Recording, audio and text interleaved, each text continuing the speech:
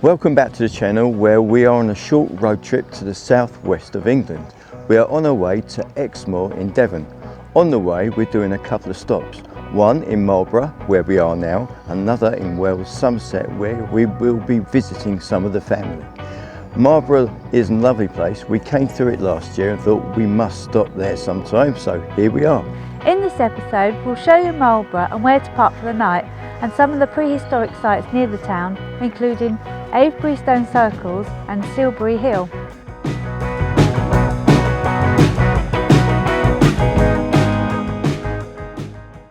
We parked the van in George Lane car park next to the River Kennet in this park, which is Priory Gardens.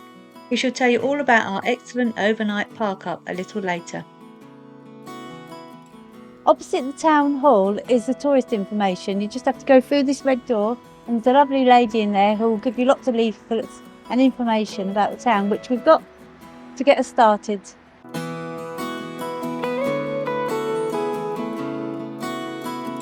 The first point of interest we're heading for is the Marlborough White Horse. We're following the nature trail actually because it takes us along the river in the direction of the White Horse, so we should be able to see it from the riverside and then walk up to it.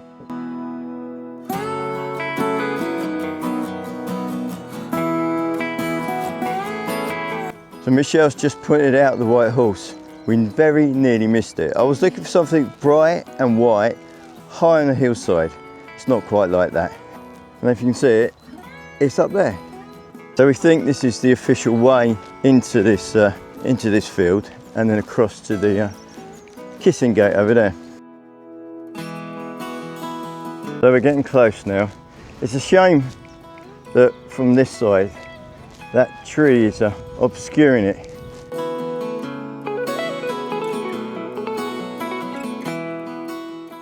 This White Horse dates back to 1804. It's the third oldest out of the 8 in Wiltshire. Last year we went to Uppington White Horse, which is considerably bigger than this one. This must be its little foal.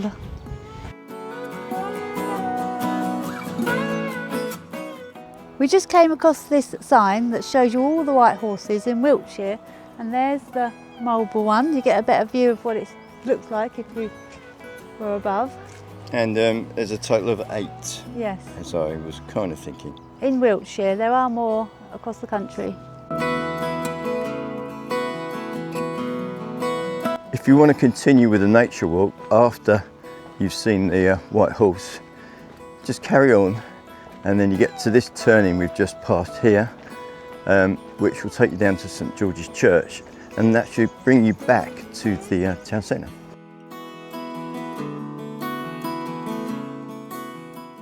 I think this church has got quite an unusual stone look. You've got the flint mixed in with what could be maybe sandstone. I'm not an expert, but it makes it quite attractive.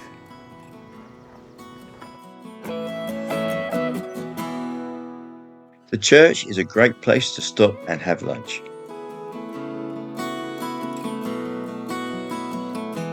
This is the grounds of Marlborough College, and one of its most famous pupils is Kate Middleton, Princess of Wales. And in its ground is Marlborough Mound, which is a prehistoric man-made structure, and it's 19 metres high. As we got back into Marlborough's town centre, we decided to visit St Peter's Church. So this church is famous for being the place where Sir Thomas Wolsey was ordained to become a priest, and this blue plaque signifies it. He was of course once one of the most powerful people in England when he was the Lord Chancellor for King Henry VIII. There's been a church here since the 12th century, but this current building has been here since the 15th century. But it hasn't been used as a church since the 1970s. It's now a cafe in the day, and in the evening it holds events including music. So let's go and get a coffee and see if they've got any cake. Our tours are available on Saturdays and bank holidays between March and October, or by appointment. The church is a beautiful space to sit and have a coffee.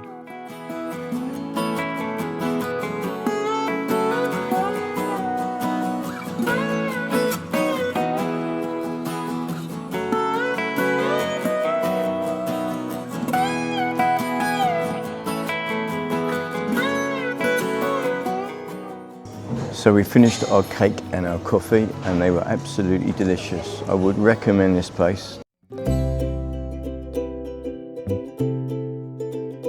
So this is the library building that was once Sir Peter's School. Quite a nice building, I think.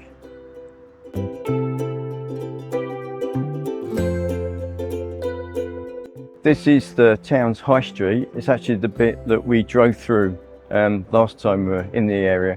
And it's a very, very wide high street. In fact, it's one of the widest in the country. And that was because it had to house or have room for all of the stalls and livestock when it was a market town. And it's actually, or was actually, on the main route from Bath to London. And it still, as you can probably tell, gets a lot of traffic coming through it, which is a bit of a shame because it makes the high street quite busy. But then I guess because there's plenty of traffic coming through it, people stop and spend money, which means it's still a bit of a thriving town.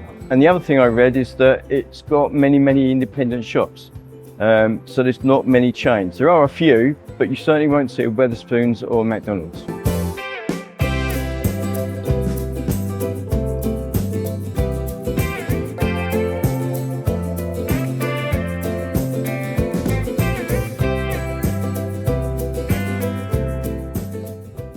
So one of the walks we got from the tourist office was this blue plaque walk, because there are numerous blue plaques around the town.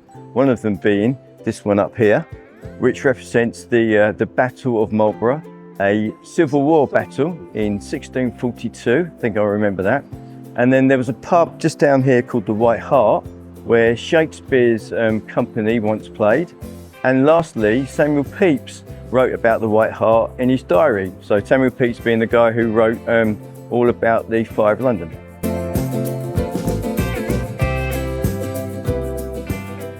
This restored 17th century merchant house is now a museum.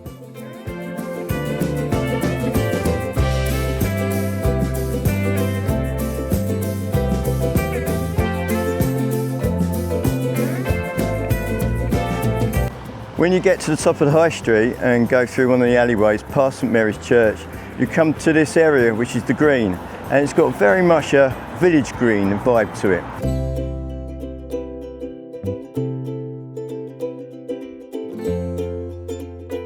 So this is the house where William Golding lived. He wrote Lord of the Flies, which I've actually read.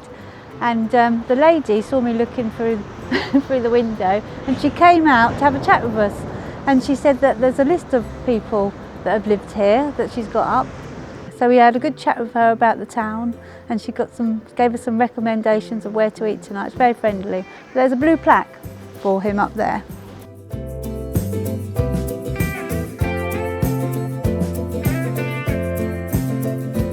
Our parking place for the night is in George Lane car park. We found it on Park for the night. Charges only apply between 8 AM and 6 PM. We actually parked up for the whole day as we got here early, and that was £7.70, but it's 80p an hour. I think there are some charges if you've got a caravan with a trailer or an HGV, so check those. The car park has its own toilets. Where we're parked in the van, they're literally sort of 30 seconds away. Alternatively, walk another minute and there's a Waitrose up there, and they have toilets just inside the doorway. And Waitrose is open 7:30 AM to 8 PM, apart from Sundays when it's 10 to 4. Our parking spot is only 5 minutes from the high street, and to finish off our day, we headed to the Royal Oak pub for dinner and a pint.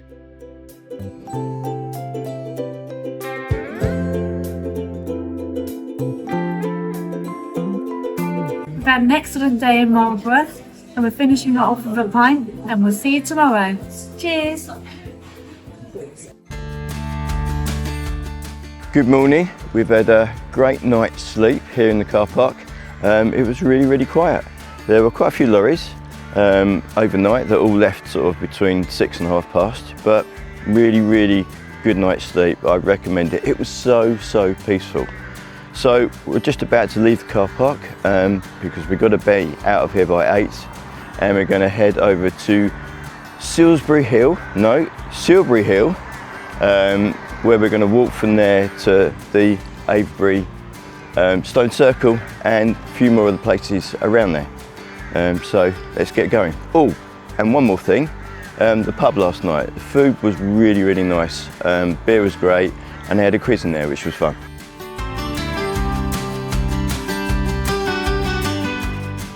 We have arrived at the Silbury Hill car park. It's run by English Heritage, and it's £2, and you have to pay by SMS. But it's right next to Silbury Hill.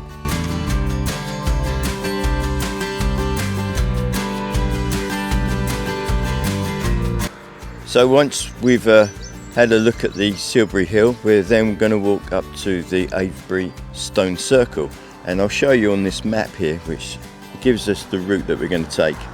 We're here at this point here with Silbury Hill, and then we're going to walk our way up to Avebury, which are calling it Avebury Henge here, and from there we'll walk down to West Kennet Avenue, where there is a row of stones, and then we'll come down to West Kennet Long Barrow, which is a tomb.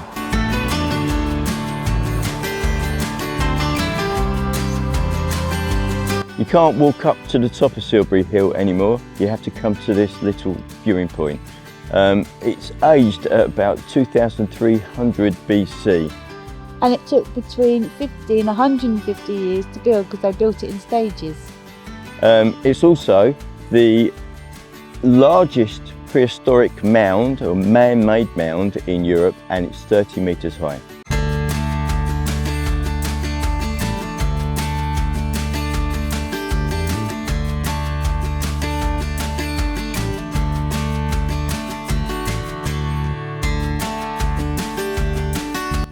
Surrounded by sheep. They're going for breakfast somewhere maybe. They're a tour party of sheep. That's what they are.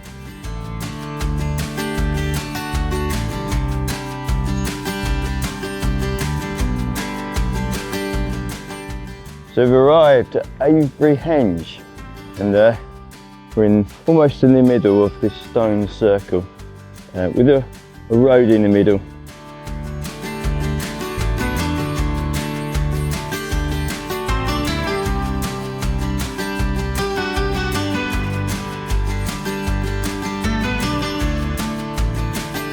So it looks like we've got a large, let's call it Daddy Stone Circle, and the Baby Stone Circle. It looks to us like they've put these markers here in place of where there once probably was a stone, just to show the effect.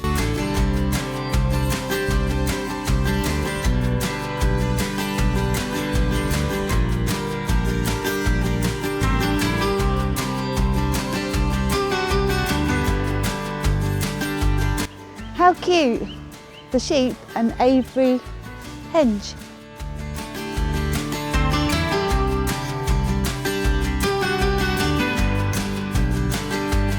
So now we're going to walk down West Kennet Avenue.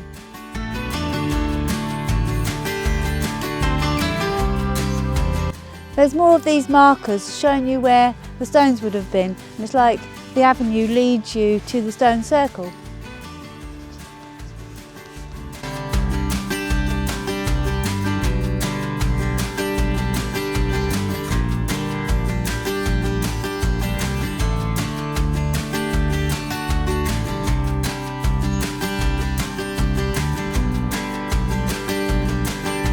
I think this is a great alternative to going to see Stonehenge, because Stonehenge is quite expensive and quite crowded as well.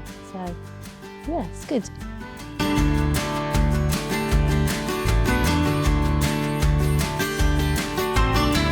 From leaving North Kennet Avenue, we decided to head straight to the sanctuary because it's the most logical way, and there's a footpath all the way there. And after that, we can then go to the Long Kennet Barrows.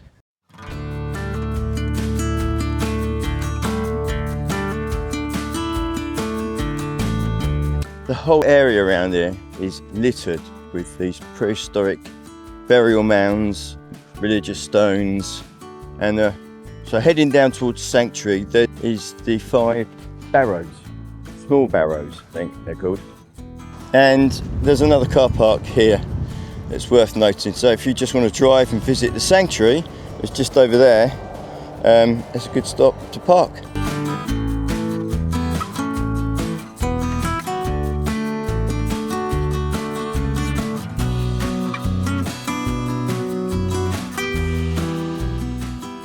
The markers that have got red on them, they would have been wooden posts, and the ones that have got blue on them, they would have been the stones. And they reckon that probably there was a roof on the wooden structure.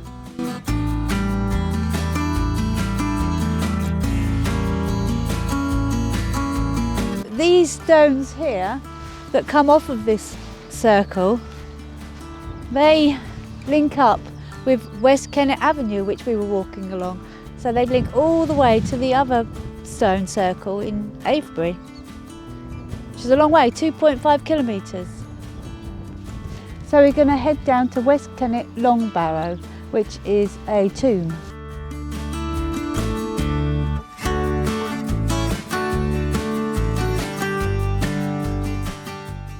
We made it to the West Kennet Long Barrow. It's very windy up here, as you can see. But this is the oldest monument that we've seen. 3,500 BC, 5,500 years old. And it's very different to the mounds, isn't it? Yeah. Because it's called Long Barrow for a reason, because it's very long. 36 men, women and children were buried here.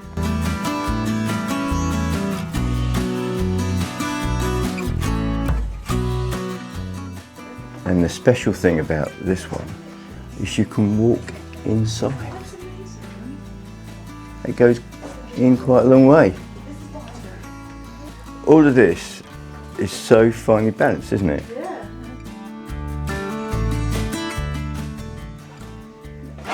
Whee! Oh, it is, isn't it? Yeah. And that one, yeah, so the rain comes through the ceiling. And the lady was saying to us that we met on the entrance, there's this, I think, Swifts nesting in here.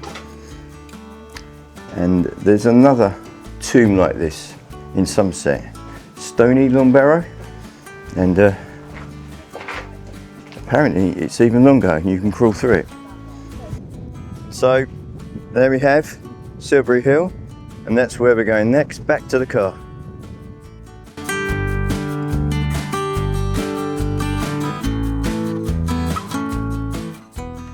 So that's it for this episode.